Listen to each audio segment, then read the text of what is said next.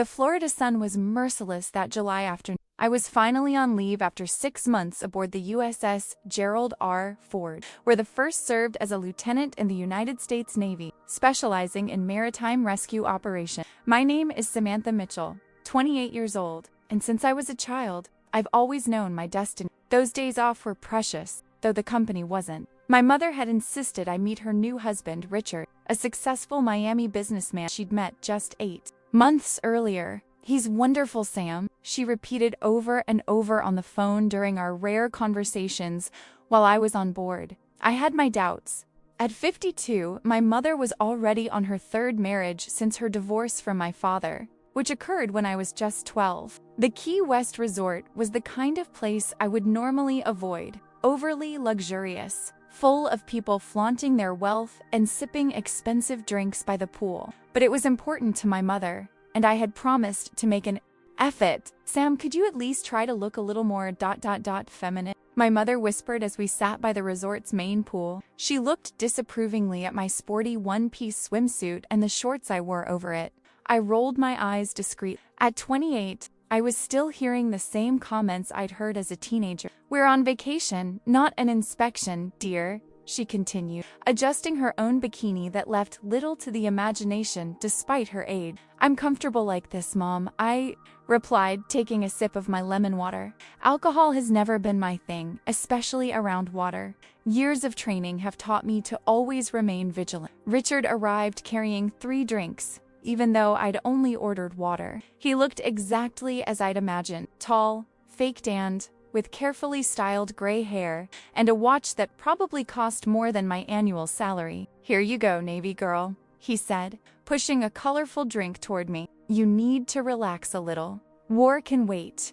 I forced a smile. "Thanks, but I'm fine with water." "She's always been like this, Richard," my mother explained, as if I had some kind of disability. "Always so serious. Since she joined the Navy, she's gotten worse." Richard looked me up and down with a look that made me uncomfortable. "Well, you're not on a ship right now, dear. We're at one of the best resorts in the country. You could at least try to fit in." I took a deep breath, suppressing my growing irritation. I was used to dealing with high-pressure situations, but something about Richard made me deeply uncomfortable.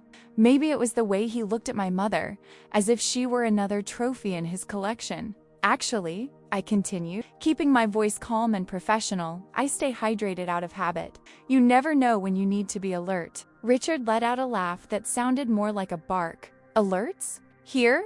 He gestured around the pool, where wealthy families lounged in the sun. "The most danger you'll encounter here is a waiter spilling champagne on someone." My mother laughed, clearly eager to please her new husband. I took in our surroundings, a habit I'd developed during my training. The pool was huge, with several interconnected sections. There were at least 30 people in the water, many of them children. 2 lifeguards were on duty, but one was distracted, flirting with a guest while the other checked his cell phone. This immediately bothered me. "You know," Richard continued, now clearly trying to provoke me, "I think the problem is that you don't know how to be a woman. This whole military thing, ..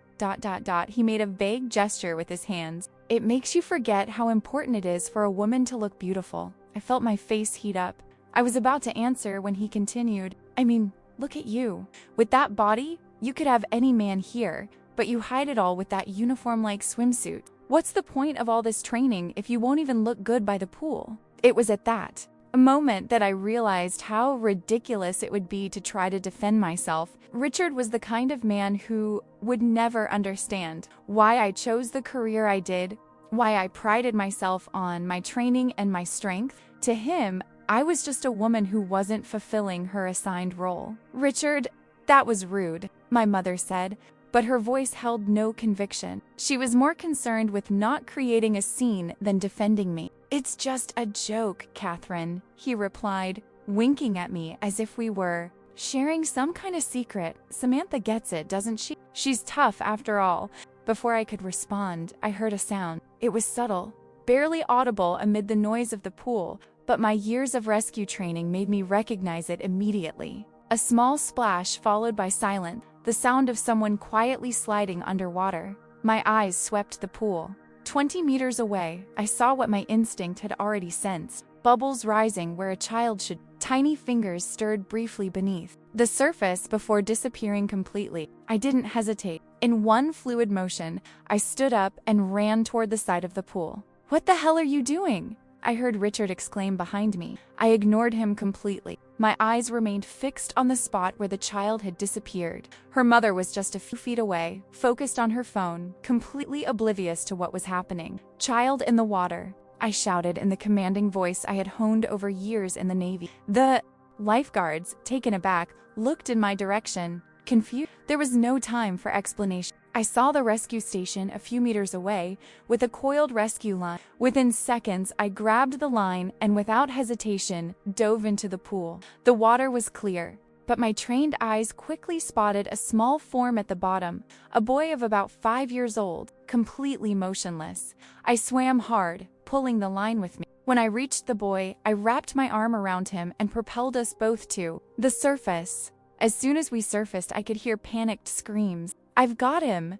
I yelled, turning the boy so his face was above the water. His lips were blue, and he wasn't responding. One of the lifeguards finally reacted, jumping into the water to help me as I swam with the boy toward the shore. Eager hands helped us out of the water, and I immediately placed the boy on the firm surface of the deck. "Stand back!" I ordered the crowd that was beginning to gather. Years of first aid training took over. I quickly checked the boy's vital signs. No breathing, weak pulse. I immediately began chest compression, counting out loud. 1, 2, 3, 4. After 30 compressions, I tilted his head back, opened his mouth, and gave 2 breaths. A hysterical woman, presumably the mother, tried to approach, but one of the lifeguards restrained her. "Please let her work," he said. At least he had the good sense to realize I knew what I was doing. I continued compression, my mind completely focused on the task at hand. After the second cycle, the boy coughed weakly, bringing up water. I turned him onto his side, allowing the water to drain from his mouth as he began to breathe on his own. "That's right, little buddy," I encouraged, checking his vital signs again. His pulse was stronger, and his color was beginning to return. The mother was now kneeling beside us, crying and thanking us repeatedly. The resort manager appeared, followed by paramedics who had been called. I handed the boy's care over to the medical professional, briefly explaining what had happened. As the paramedics carried the boy and his mother away, I noticed a small crowd had gathered. Some people were cheering, others were filming on their cell phones. The lifeguards looked a mixture of relief and embarrassment. It was only then that I realized I was soaking wet, my short hair plastered to my face, water running down my body. My mother and Richard were standing in the distance, hers with an expression of shock, his with something that looked like contempt. I walked back to them, my body still in adrenaline mode. "Oh my God, Sam," my mother exclaimed. "That was amazing. You saved that child." Richard, however, looked irritated. "Did you really have to put on such a show? That's what the lifeguards were here for." I looked at him in disbelief. A boy had almost died, and he was worried about a supposed spectacle? "Those lifeguards were distracted," I replied, my voice calm but firm. The child had been underwater for at least 20 seconds before I reached him. A few more minutes, and he could have suffered permanent brain damage, or worse. Still, he insisted, lowering his voice. "You didn't have to run off like a madwoman. You made us all look like what, Richard?" I interrupted, feeling my anger rising. Concerned about a child's life instead of our appearance? The resort manager approached us, interrupting what promised to be a heated discussion. "Miss Mitchell?"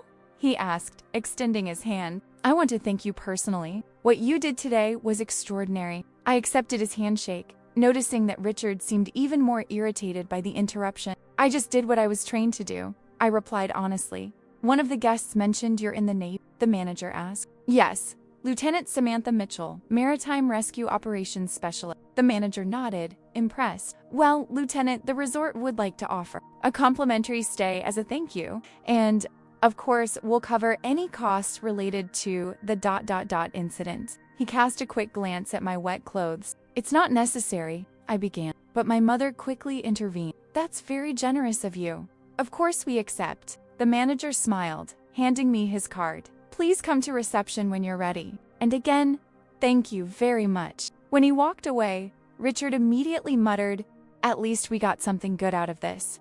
That was the last straw. I turned to face him. You know, Richard, you were right about one thing, he said calmly. I really don't know how to look pretty by the pool, because in my training, no one ever cared if I looked pretty while practicing rescue maneuvers. They cared if I could save lives. Without waiting for her answer, I grabbed my towel and walked away, leaving my mother open-mouthed and Richard fuming with rage. In the privacy of my hotel room, I finally allowed the adrenaline to subside. My hands shook slightly as I sat on the edge of the bed, mentally replaying the rescue. The boy would be fine. The paramedics had confirmed that, thanks to their quick intervention, he hadn't suffered any serious injury. But things could have been different. A few more seconds. A soft knock on the door interrupted my thoughts. It was my mother, alone. "Can I come in?" she asked, her voice unnaturally shy. I nodded, and she came in, sitting next to me on the bed. "Richard's at the bar," she explained. As if I'd asked, we were silent for a moment before she continued. "What you did today was incredible, Sam. I'm proud of you." Her words took me by surprise. My mother rarely expressed pride in my choices, especially regarding my military. "Thank you," I replied. "I guess I never really understood," she said, looking down at her hand. "Why you chose this life? The Navy, the rescues, all of it. I always thought it was a phase, something you'd eventually outgrow and have a normal life." "Normal like yours?" The words came out sharper than I intended. She sighed. "I brought this up the wrong way. What I'm trying to say is, I've never seen you in action before. I've never really understood what you do, what you're capable of. Today was nothing special. Mom, it's literally what I'm trained to do. For you, maybe it wasn't special. But for that mother, for that little boy, you changed their lives forever." She paused, as if choosing her next words carefully. "And you changed something in me today, too." I looked at her, intrigued. In her eyes, so similar to mine, I saw something new, a respect that had never been there before. "You know, your grandmother used to say there are many ways to be a woman," she continued. "I guess I spent a lot of time thinking there was only one right way. My way." It was the closest thing to an apology I'd ever gotten. "What about Richard?" I asked, knowing he was the elephant in the room. My mother looked away. "Richard is complicated. He's not used to not being the most important person in the room. That's no excuse for what he said, Mom." "No, it's not," she agreed, surprising me again. "Actually, we had an argument after you left. I told him that if he couldn't respect my daughter, then maybe we needed to reconsider some things." I raised my eyebrows, genuinely shocked. My mother had never confronted either of her husbands before, at least not that I knew of. "That's unexpected." She shrugged, a small smile forming. "Well, maybe I learned something from my daughter today. About courage." A lump formed in my throat. These were words I never expected to hear. "Anyway," she continued, standing up, "I'll give you some time to rest. I know today was intense, but maybe we can have dinner later? Just the two of us?" I nodded, unable to trust my voice at that moment. When she left, I felt something shift inside me, too. For years, I'd carried resentment that my mother never understood my choices, never truly saw me for who I was. Maybe today was the beginning of something new for both of us. My phone vibrated with a notification. It was a message from my commander, Captain Rivera. "Mitchell, I just got a call from the resort. Great work today. That's why you're one of the best. Get some rest.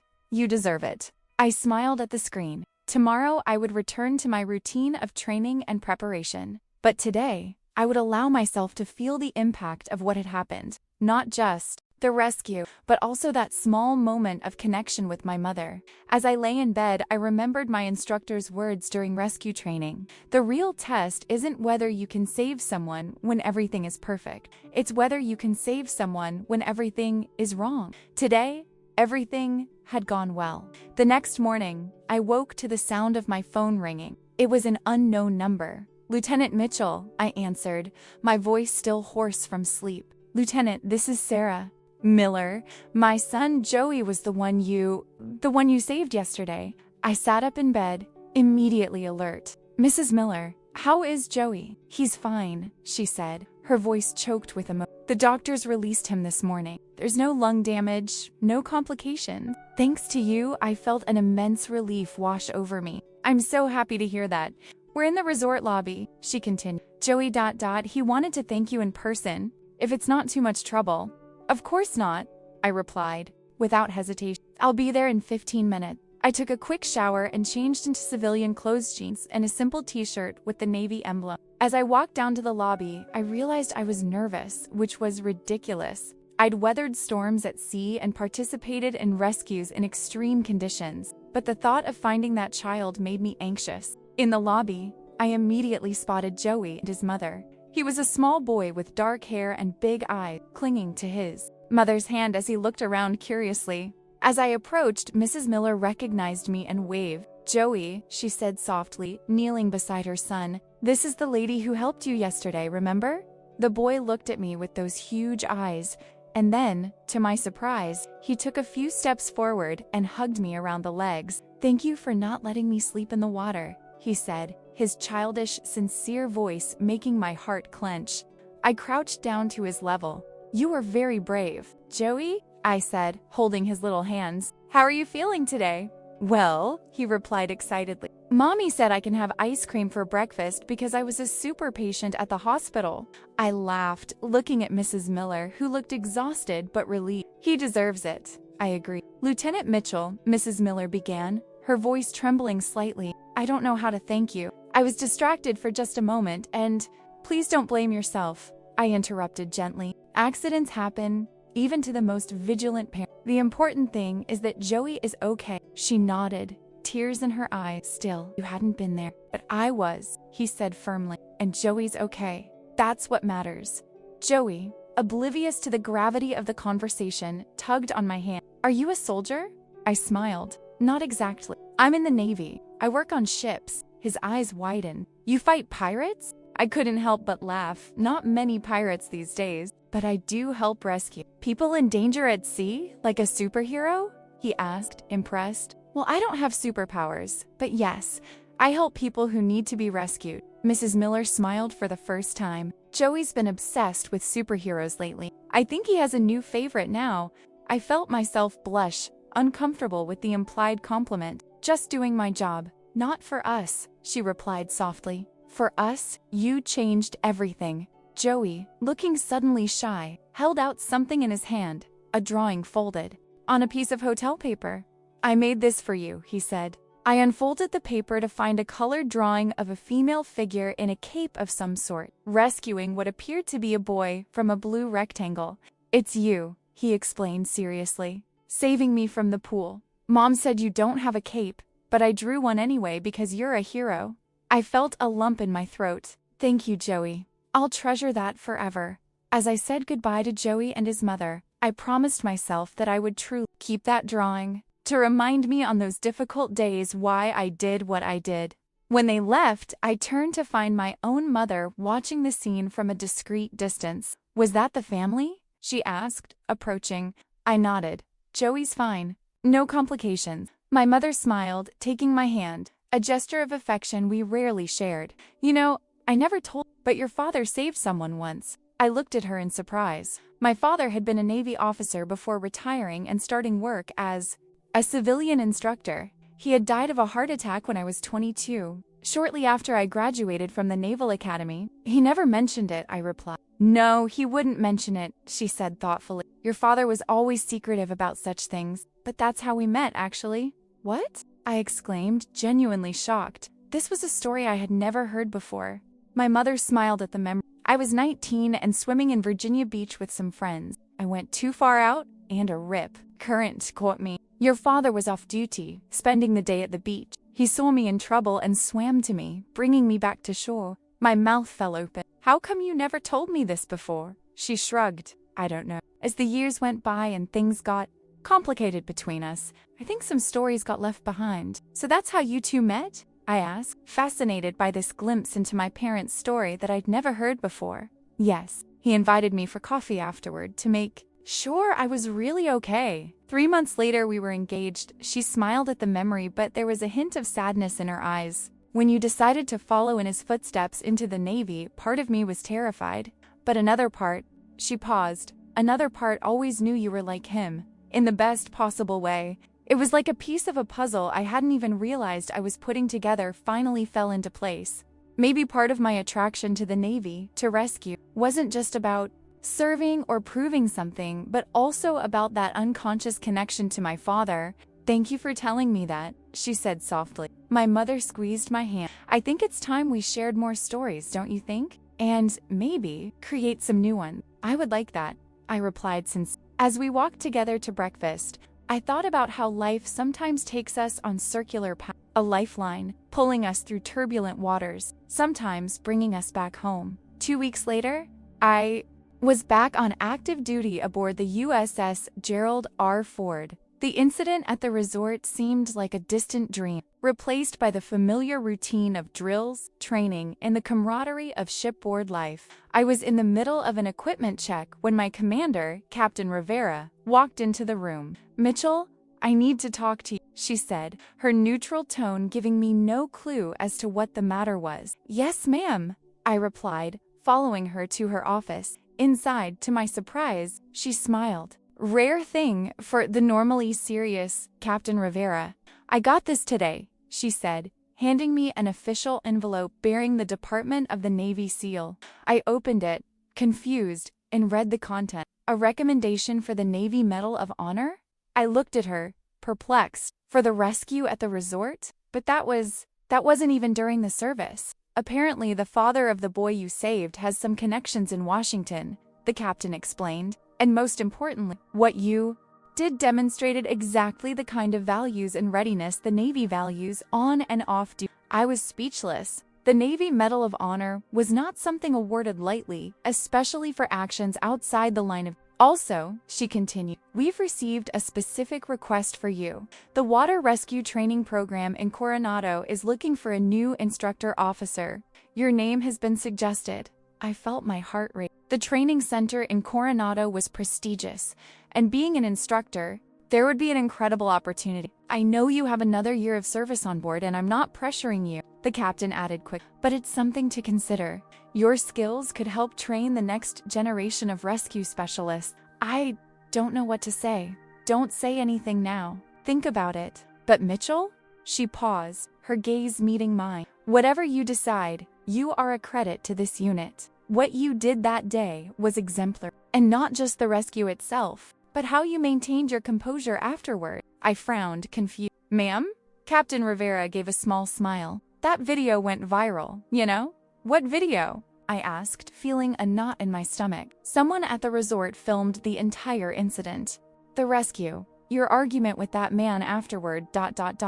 She waved her hand. You really didn't know? It's got millions of views.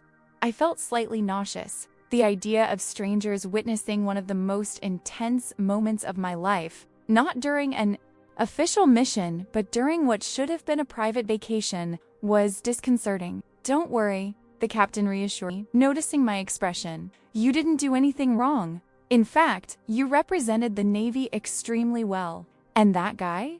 Your mother's stepfather? He seemed exactly the kind of jerk we've all had to put up with at some point. I couldn't help but laugh at his bluntness. He's not that bad, actually, I admitted, remembering how Richard had awkwardly apologized before I left. Just a little old-fashioned, I added, remembering the tense and eventually conciliatory conversation I had with Richard the day before I left. Captain Rivera nodded understandingly. Anyway, think about Coronado. It would be a big change, but I think you have what it takes to be an exceptional instructor. Thank you, ma'am. I will seriously consider it. I left her office with my mind spinning. A viral video? A medal? A new career opportunity? It was a lot to process at once. Back at my post, I tried to focus on the day's tasks, but my thoughts kept returning to the resort, to Joey and his mother, to my own mother, and our new understanding of each other. During my lunch break, I couldn't resist the temptation. I grabbed my phone and searched for Sailor Rescue Resort Key West. Immediately, dozens of results appeared, including several videos with millions of views. With a mixture of curiosity and apprehension, I clicked on the first video. The footage was surprisingly clear, capturing the moment I abruptly stood up. Richard's confused expression, my run to the rescue station, and my dive into the pool. The camera shook a bit when I surfaced with Joey, but it clearly captured the tense moments of the CPR. When Joey finally coughed, coughing up water, I could hear exclamations of relief from the cameraman and other onlookers. The video continued, showing my brief interaction with the paramedics, and then ... yes, there it was. My confrontation with Richard. The audio wasn't perfect, but it was clear enough to capture his condescending words and my firm response. The comments below the video were overwhelmingly positive. This woman is a hero. Quick response, perfect training, the look on her stepdad's face when she puts him in his place at the end, ... priceless, proud of our Navy, always ready, even when off duty. Does anyone know who she is? She deserves a medal.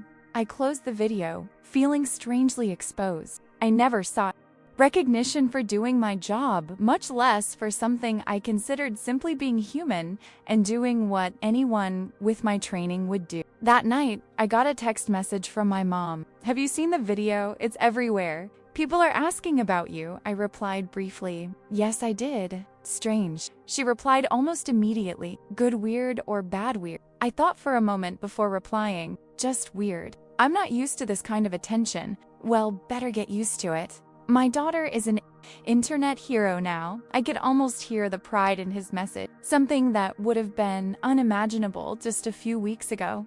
Another message arrived. "By the way, Richard and I talked. He's officially reevaluating his old-fashioned values," as he put it. That made me smile. Maybe there was hope for him after all. P.S. I'm thinking about visiting you when you get back to shore. If that's okay. That last message took me by surprise. My mother had never shown any interest in visiting a naval base before. "I'd love that," I replied since. The following months passed in a blur of activity. The rescue story eventually faded from the headlines, replaced by new viral sensation. The medal ceremony was small and low-key, as I had requested. Joey and his family were there, as was my mother minus Richard at my request, which she respected without question. The Coronado decision weighed heavily on my mind. On the one hand, I loved active duty, the unpredictability of life at sea, the constant challenges. On the other, the idea of being able to share my knowledge, of potentially saving lives indirectly by training others, was appealing. It was during a simulated rescue exercise, 6 months after the resort incident, that the answer came to me with crystal clarity. We were practicing a rescue scenario in adverse conditions. One of the new recruits, a soaking wet and shivering young woman named Rodriguez, was clearly struggling with the procedure.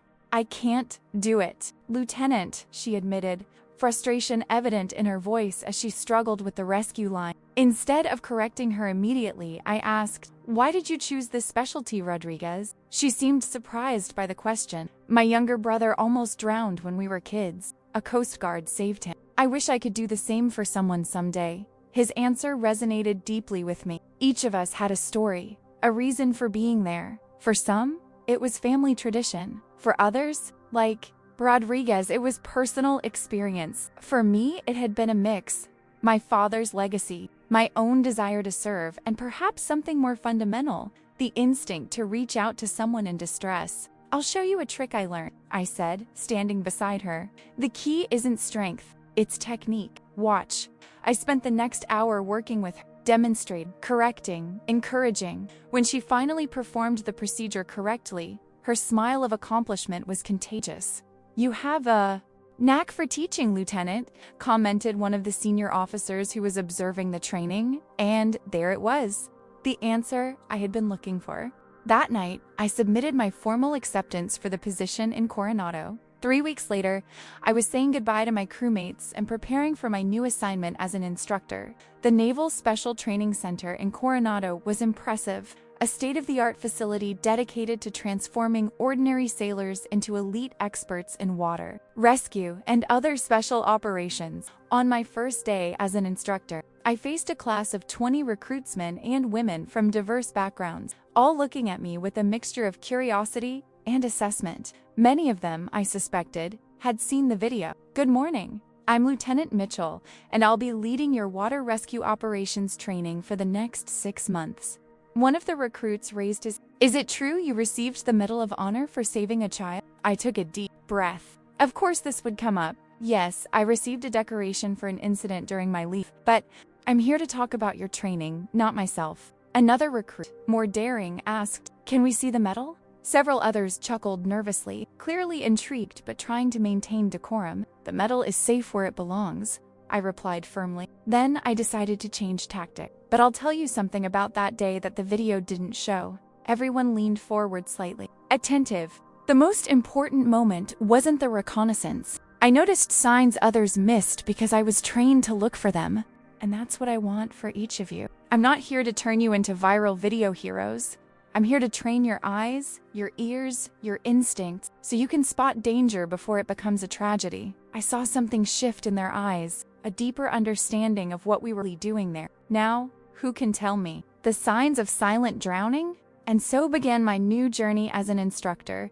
A year passed. My first class had graduated with honors, and I was already in the middle of training for my second. My mother had visited me 3 times, genuinely interested in my work. Richard came once, still a little uncomfortable, but visibly struggling to understand my world. It was on a quiet Sunday afternoon that I received an unexpected email. The sender was Sarah Miller, Joey's mother. "Dear Lieutenant Mitchell," it began, "I hope this message finds you well. Joey's birthday is next week. He's turning 6.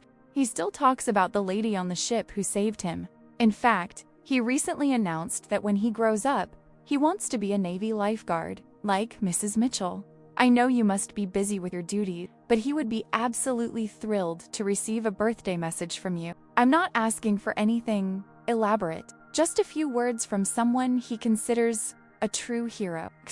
Attached a recent photo of him. As you can see, he's growing quickly and is back swimming, although now with formal lessons and much more supervision. With eternal gratitude, Sarah Miller. The photos showed a smiling Joey, proudly displaying a swimming certificate, his eyes shining with the same vivacity I remembered. I smiled at the screen, feeling that special connection that only exists between someone who has been saved and their savior. It was a connection I now understood from both sides. Thanks to the story my mother had shared about my father, I started to type a reply, but then I had a better idea. I picked up my phone and called my mom. "Mom, do you still have those photos of Dad at the Naval Academy?" "Of course, why?" "I need a favor." A week later, a package arrived at Joey Miller's home in Miami. Inside was a small, child-sized sailor uniform complete with the official patch, a picture book about sea rescue specifically adapted for children, and a letter. "Caro, Joey, happy 6th birthday.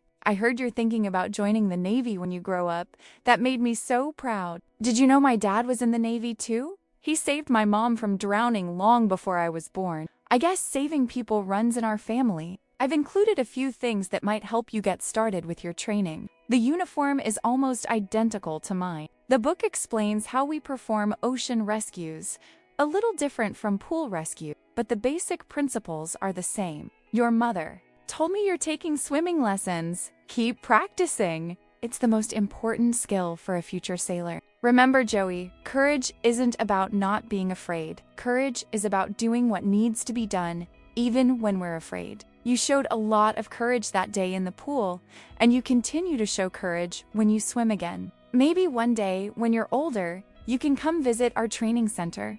It would be an honor to show you how we train the Navy's best rescuers. Keep swimming. Keep being brave. Lieutenant Samantha Mitchell, U.S. Navy, along with the letter. I enclosed a photo not of me in my formal uniform, but a more recent one. Me, by the training center's pool, teaching a class of recruits how to use the same rescue line that had saved Joey. On the back of the photo, I wrote, "Sometimes the rescue line you throw saves more than one life. It creates a bond that lasts forever." 2 days later, I got a text from Sarah, a picture of Joey wearing the little uniform, clutching my letter like it was a treasure, his smile so bright it almost dimmed the screen. I showed the photo to my recruit class the next day. "This is Joey," I explained. "He was the first person I saved using the techniques I'm teaching you. And do you know what happened next? He decided that one day he'll do the same for someone else." I paused, looking at each face in front of me. That's what we do. We don't just save lives in the moment, we create ripples that continue long after our work is done. Every person you save can one day save another. Every skill you master can be passed on. I saw in their eyes that they understood.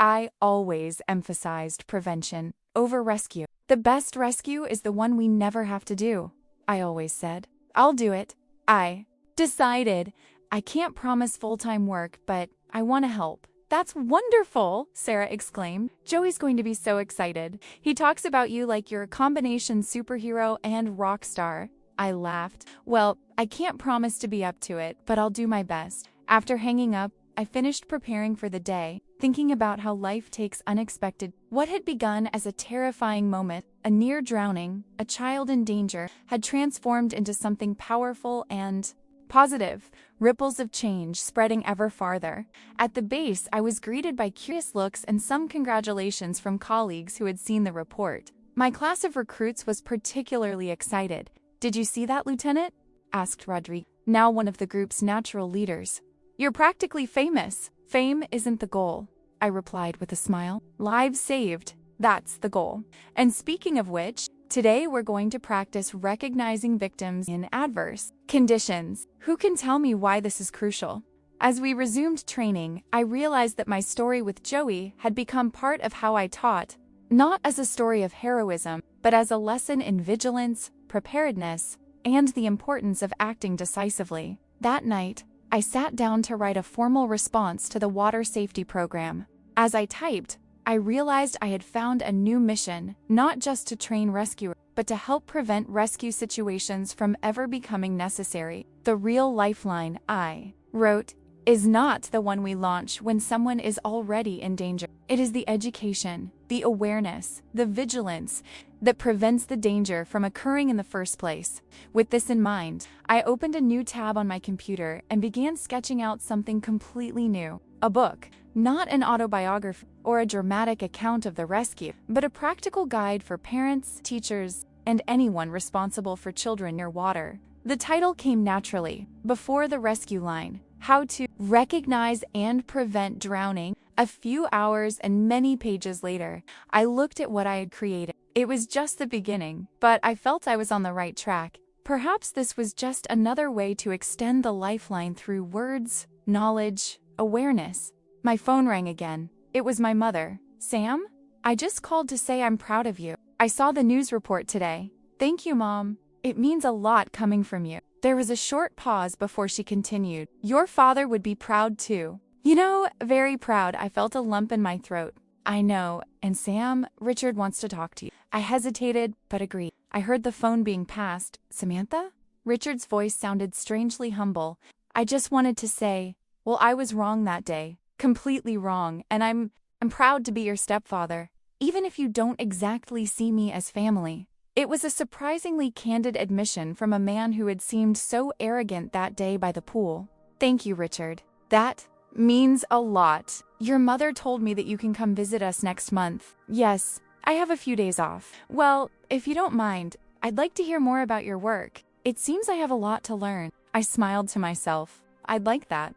When I hung up, I returned to my book outline with renewed energy. There was so much to share, so many potentially life-saving lessons. Joey's drawing still smiled at me from the wall, that simple representation of a lifeline extended at the critical moment. But now I understood that the true lifeline was much more complex.